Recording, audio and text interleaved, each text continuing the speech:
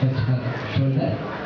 Sindra, Om, Arohe, Namasmana, Masmeva, Tvam, Tirabhava, Abhidishta, Pritanyato, Avabhadasva, Pratama, Yataha.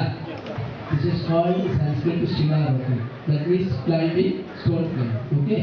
So she is keeping her right foot on the rock. So in Tamil it is called Ammi Vidita.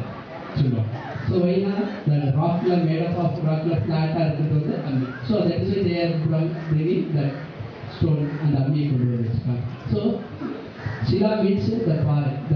Okay? So Arohan means she is climbing. So you are telling that you are my lifeboat. You are telling her you are my anchor. I may be tilting you. Lifeboat I will be. So when you put the anchor, the ship will not shake. So in the lifeboat, you are my anchor. You are my controlling power. So you have to control me. You may be very here and there. So but you are my anchor. Okay. Then the firmness. You are telling Stira Bhava. That means the stone, how it is hard, unbreakable. That means you are telling her, you also, your willpower, courage is just like that.